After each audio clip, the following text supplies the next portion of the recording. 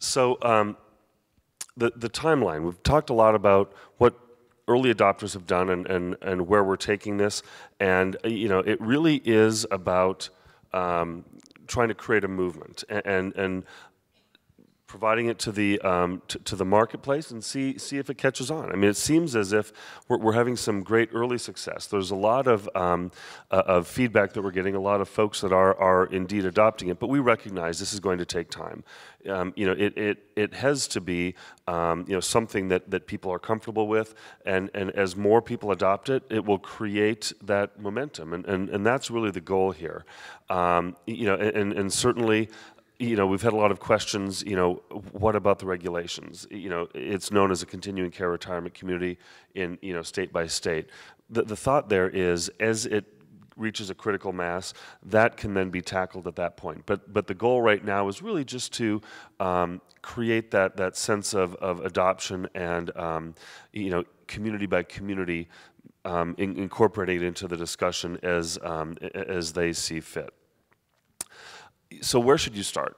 We've heard some stories up here about people inspiring team members at the local community and the local organizations, using it as a conversation piece. I know, in conversation with Doug and Paul, I see out in the group here, and others that we've talked to are using it as for their Dine and Discover, Lunch and Learn type programs. When you're bringing people onto campus, it's a great way to really start that dialogue, maintain that dialogue, and let them know what you have to offer that's different in the context of Life Plan Community.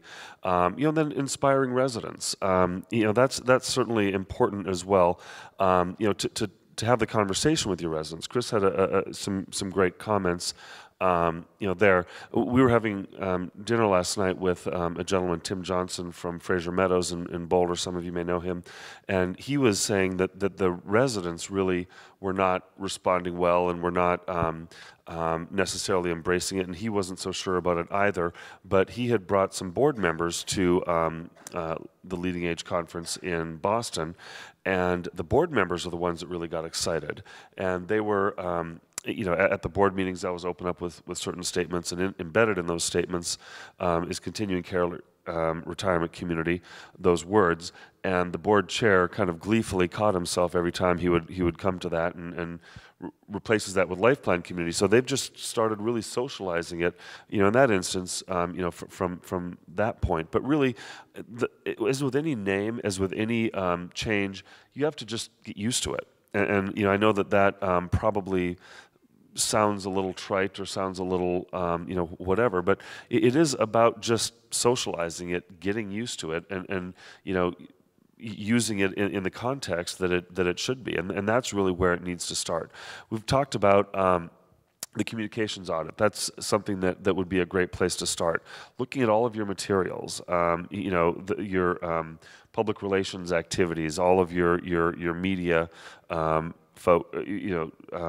materials online.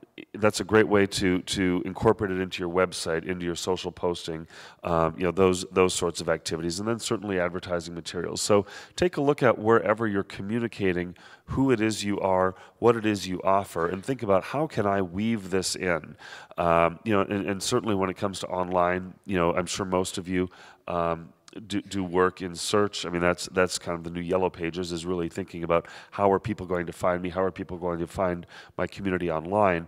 You don't want to necessarily completely strip continuing care retirement community or CCRC out of those the data right now, but it's a matter of weaving in Life Plan Community. We're not so bold as to think it's going to change overnight, and Google certainly hasn't given us any special dispensation to have it be found. So really, be smart about how you're weaving it in, and we recognize that will be a process as well, as it always is when you deal with the algorithms of Google, and I guess I should at least say the words Yahoo and Bing, even though I haven't met too many folks that use those. And what resources exist? Alicia mentioned this at the outset. lifeplancommunity.org. Remember that, lifeplancommunity.org. All one word, not case sensitive, .org. And that's the place where you can have all sorts of resources. And I know we've talked to a lot of folks who are you know, really relying on that as a place to go. This is a screenshot of the homepage that you know, was an outcome of the whole task force. But there's a lot of great information on here, you know, including a white paper, a kit that you can download, and here are some of the resources that are in the launch kit. Tips for internal and external rollout. So really practical checklists that you can use and things that you can do, including the communication audit. A lot of the various, much more detail than I just went over, is all spelled out there. There's a white paper, sample stakeholder letters and press releases. So it could be as simple as taking that, putting your own name on it and firing them off. Now, my guess is none of you will actually do that, but there's a lot of good fodder and a lot of good language in there that you can pick up on and use. So lifeplancommunity.org. That's the place to go for that. And there's a button right there to download the launch kit. You know, and certainly we all know it's a process, as I'd stated. You know, we're all responsible for you know, for safeguarding the brand.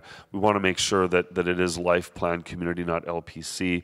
You know, we don't want to create just another you know, acronym or abbreviation. So you know, it's something that you know, is open to you to you know, to adopt and integrate into your communications, into your own identities as you see fit.